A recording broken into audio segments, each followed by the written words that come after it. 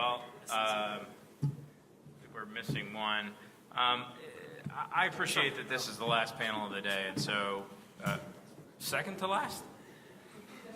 It is the last, yeah. And so I'm going to try to cut to the chase and skip through some of the formalities here and get right down to business. So, one more. So, we have a group that collectively here has crude and product tanker exposure. So, briefly, if each of the panelists could just let us know what's your outlook for, your 12-month outlook for both the crude and the product tanker space, or, you know, either or, depending on what if you have an opinion, and then we'll move on from there. So, Jerry? So overall, I think the product tanker weakness over the last quarter caught many of us by surprise. We, as a company, we look more at the period market, but of course, spot earnings are very relevant. But I think at this point we have a confluence of factors like the inventories winding down.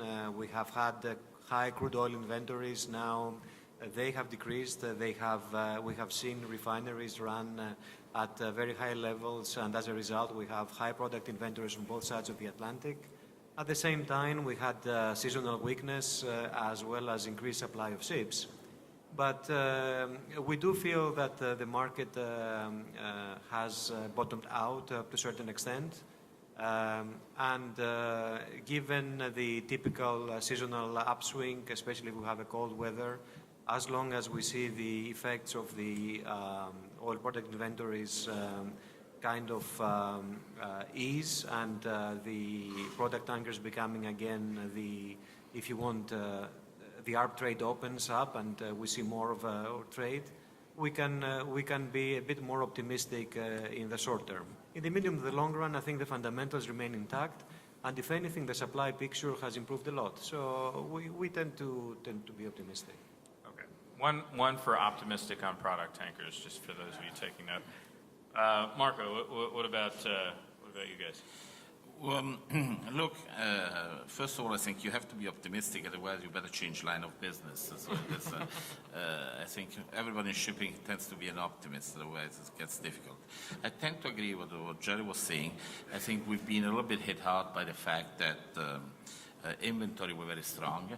And then I think there was also a little bit of perception that was a little bit playing against us. Last year we had a very strong Q3, which normally is very unseasonal and not happening very often. So I think people was expecting a little bit of a better Q3 this year. Q1 and Q2 were nothing particularly bad. We're kind of in line. Everybody had some decent results. I think where we have some weakness is going to be in Q3, but definitely I think that in Q4 there's going to be some pickup also because and we're going to see also this pickup looking forward also in 2017 because then we can talk also about it later on. I think the delivery picture is the supply side is very, very good in this moment. There's a lot of problems on the supply side, on the shipyard side. This year is the last year of big orders and deliveries of ship, which probably they should be coming in the next couple of months. And then we see deliveries going very rapidly down 50%. I think probably 17 and 18 is one of the best delivery pictures that we've seen in the last 10, 15 years. So I think I'm kind of optimistic about that. Okay, market 2 for product tanker optimism. Jason, you guys, I think you're here representing the product tanker business, but obviously in other ways have exposure to the crude side. Are you going to join the crowd here, or what's the 12-month view? Yeah, I mean, I think if we hone into the next 12 months, without reiterating a lot of the comments that have been made, I would say almost all I agree with in terms of the underlying fundamentals, particularly beyond 12 months. But what we pride ourselves with, or in doing at Navigate, is to really speak to the commodity movers on a regular basis. We run many ships, 157 tankers at the moment, across crude and products and chemicals. And long story short, speaking to the commodity movers on a regular basis, trying to gauge what they anticipate for their Q4 program. And without going into too much detail, obviously the volumes are anticipated to increase. I think it's already been mentioned that inventory levels are at a high point. At the same time, we've seen significant drawdown on inventory levels, particularly in products, since February of 40 million barrels. So we expect that trend to continue. Still a bit more to work through. And at the same time, we have taken delivery of a decent portion of new buildings, which I feel as though has been absorbed in the fleet, in the overall worldwide fleet. Important to keep in mind when you look at product tankers in particular, our view, and I think if you look back, it's much more contingent, and how healthy that market is much more contingent upon refinery margins. Refinery margins continue to improve. They will continue to improve as these new refineries come online, continue to come online, particularly in the Arabian Gulf, but also a number of condensate splitters in the U.S. Gulf. It's creating demand for long-haul product movements, which we think will utilize a larger portion of the fleet. So without being too optimistic, I think the fact that volumes are anticipated to come up in the upcoming months and supply has been absorbed, and we're already seeing somewhat of an uptick on the LR2s as it relates to earnings. I think being cautiously optimistic in this point in time is prudent. Okay. I'm going to skip you. We'll get you last. So, Harry, what's your thought? Am I on? Yeah. Well, I kind of concur with the fellow panelists here. We obviously we operate both in crude, primarily in crude, and a little bit in products. Taking a 12-month view, I would say over the next 6 months, most probably the product tankers will have a bigger uptick in rates, and then they will pass on the baton to the crude market. We're firm believers that the crude, once the order book, or the majority of the order book gets delivered. Don't forget, 45% of the order book, of the existing order book, assuming all of it gets delivered, 45% of that will deliver by the end of Q1 2017. And don't forget, that will get delivered in the strong period of the market in Q4 and Q1 in a high demand, in an overall, a high demand environment. So until that happens, the products in the first half of the year, and then to be followed by the crude. Okay, so four in favor of a product tanker rally in the next 12 months. Hugh is the only member of a management team who doesn't have equity to sell, so theoretically no skin in the game in terms of trying to drum up business for his company here. What's your thought? Yeah, unfortunately, I see several of my bankers in the audience. So the future looks great. No, I think, everybody, I don't disagree with what people are saying. At the same time, this is something that, definitely was unexpected. I think that the depth and the rapidity of some of these rate declines, it's one of the scary things about shipping is that you can get every input right. You can predict, the flows and all these things, and it still doesn't necessarily lead you to an accurate prediction of where the rates end up. If you looked, I get every morning these emails from different analysts, and they say, and they're always backwards looking. So like August was fantastic for demand out of China, and again, you read all these things, that's really positive. If that were a forecast, I'd be encouraged, but that's in the rearview mirror, and rates were kind of lousy then. So what happened? It takes a little while to pull through it. So I think there's certainly a case to be made to the sector will recover. But we certainly people are now they're reduced to where you don't usually want to be, which is hoping for a cold winter, hoping for some things out of your control. And I think the industry will correct itself as it always does. ships are slowing down. You're seeing that inventories are settling. There hasn't been anything scrapped in 2 years on the large tankers. That's not going to continue. I mean, ships do get older. Ballast water treatment things now come into place. Maybe back into next year. Scrapping picks up, the industry corrects itself, and we've got a strong underlying demand scenario, unlike some other sectors. So it'll fix the interesting thing. I think for owners, for investors, everyone else is who can profit through this, and particularly if it goes a little deeper or drags on a little longer to get to the recovery. And I think that's where it's interesting right now. If we come out of this fairly quickly, you're not going to see that many ships change hands at low prices.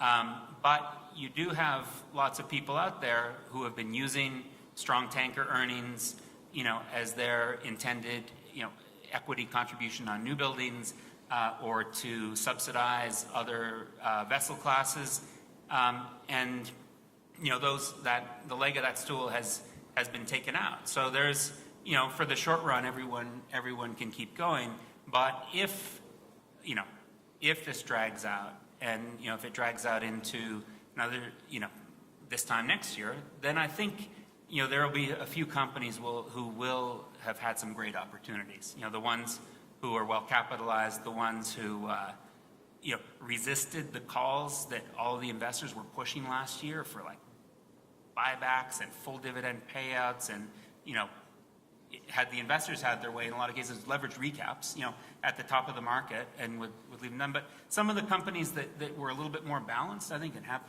the dry powder right now, should be hoping that the downturn drags a little longer, because they'll come out of it and be much, much stronger.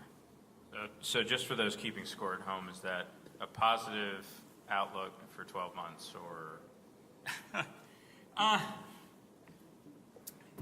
Again, I've got bankers here. So yeah, I think it will be. Actually, I think it'll be middling for 12 months. We feel much better about 2018 than 2017. Okay, so let me put a question to you guys that I'm asked constantly. 4 out of the 5 of you are optimistic for the outlook for next year. How could you possibly be wrong? And I'll let anybody answer that one. What messes up your fine prognostications that I'm always asked? Well, I can offer an easy one, which would be a shock oil price shock upwards. That definitely will not help. You could say that potentially cancellation of refinery projects could be a negative, but I think a number of the projects that we're looking at are projects that have already started. The lower oil price environment has definitely made such projects less viable, and we have seen certain of those postponed. But that could be a negative. And finally, I think the easy answer, the answer that used to be out there in the past was, people will go out and order a lot of ships, which I think is the one aspect of the equation that has definitely been addressed and is in process of being addressed. We have seen shipyards reducing permanently capacity as opposed to just temporary capacity reductions. We have seen a scarcity of capital, being that shipping finance, be it equity, because owners are exposed to many other segments. Even if, let's say, markets were to go through the roof and earnings were fantastic, we do not expect that even if owners want to, there will be a return to the yards en masse, like we saw in 2013 and 2014. And I think that's definitely a very encouraging sign, and something different compared to the previous maybe cycles where the excess shipyard capacity has shortened the upturn of the cycle. And also, if I may add, what could go wrong? basically, we need a price shock. And how will the price shock occur? And when I say price shock, we need to see the price of oil go beyond the $85, $90 level in order to start seeing some demand destruction. All of us have been decimated as tanker equities because of the drop in the oil price. People tend to forget that the lower the price of the oil, the great benefit is fantastic boom to the tanker industry. Rates have skyrocketed over the last couple of years. The investor community didn't seem to care. So we need what could go wrong and see oil prices skyrocketing again. You have to have Venezuela stop providing oil to the world. Nigeria not coming back. Libya not putting more oil out in the Med. Iran, Iraq stop producing any oil. OPEC cutting severely. Will that happen over the next 12 months? I don't think so. And as long as prices are in this kind of level, in the $40, $50, $60 range, it's going to be fantastic for the tanker market. And people really need to think very seriously about that. Low oil prices are good for tankers, period. Well, I think I tend to agree on that. I think we are focusing very much on the supply figure, and it's inevitable that the next couple of years there's going to be much less ship delivered. And going back in mass to yards, I think it is one possibility, but it's kind of very remote for many reasons. One, we discussed about the capital, and second, also because the shipyard position is very different from what it used to be. A lot of them having big financial problems. I think some of the local banks are going to have problems in issuing refundment guarantees. So there is some serious constraints there for a big pickup. Let's also not forget that the picture of orders, some shipyards have available slots 18, probably 19 if you look more in Japan. Then looking forward, I know there is a certain number of slots open still for tier 2 ships. I think mainly we're moving towards the tier 3, which is a more expensive proposition of ships. So I think there is a lot of things which are playing in favor for existing modern fleets, and probably a much lower growth on the supply side. So this is inevitably good. As I said, there's never been such a low supply figures as the ones we're looking at now for the next couple of years. Okay. I think ultimately one has to differentiate very carefully between companies and see what the status is, particularly of their fleet. And I think Hugh made an appropriate point that different companies have addressed the market at different points in times, and some have resisted the urge to do things certain, whether it's financially or commercially on their tonnage. But the owners that are out there, particularly the larger owners that have been prudent in ordering at the right time with appropriate leverage and have a digestible break-even in a difficult market, have an opportunity ahead of them as it relates to the supply constraints that have been mentioned. And I think what could be the undoing of that thesis is that if people go out in droves and order vessels, which at this point in time, given the earnings and certainly the lead time that's required, seems unrealistic. Those owners that have been prudent should be able to withstand the immediate term, and hopefully there's some volatility within the immediate term, and they should be well positioned to take advantage. Okay.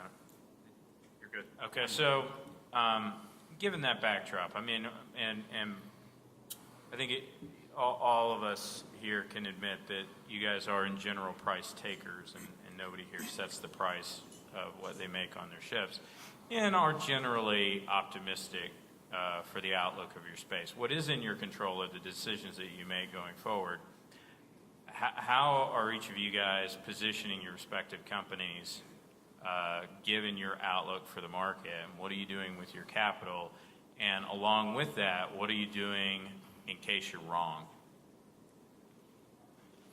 Anybody that wants to go. Look, I think everybody has a different approach. What we've been trying to do is we've been putting in our order book the last 3-4 years.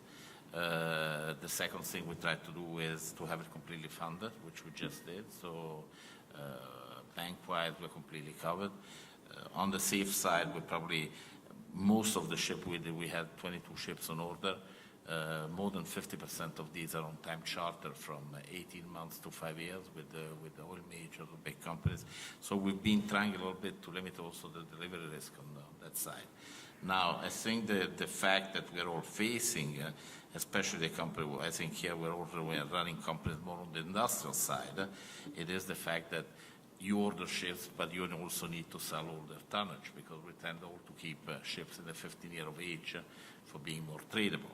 Now, the obstacle that I think we are finding, I think everybody's finding, is to sell the older part of the fleet, because that was a little bit the game plan. Now, that's proving a little bit more difficult for many reasons. I think second-tier owners find less financing, so that's one of the reasons why I think there is a second-hand market which is a little bit less liquid these days. But I think you can still find some attractive solutions, and as long as you have keeping a modern fleet going forward, I think that's the key of it. You have more time to plan your decisions. And cash is king, so you try and sell older part of the fleet, and you look for any kind of mistakes and gaining time on the fact that you have running a more liquid position. So this was a question for everyone. What are you all doing, given your outlook, and what are you doing just in case? Sure. Well, I think our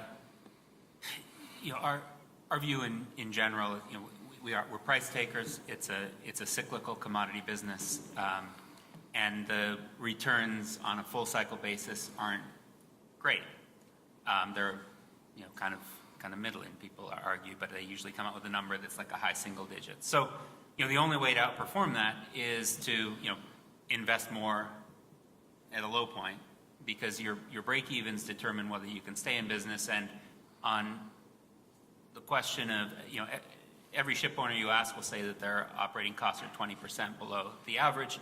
The truth is, within a couple $100 a day, generally anybody who's still in business is pretty competitive.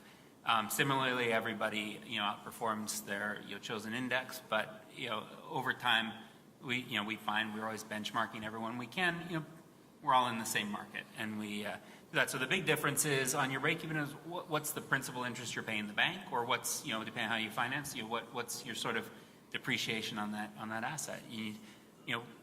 I think right now, some people are trying to sell older parts of their fleet. I think some of it is a lack of capital. There's also, you always get into these points where everyone, nobody wants to look like a fool.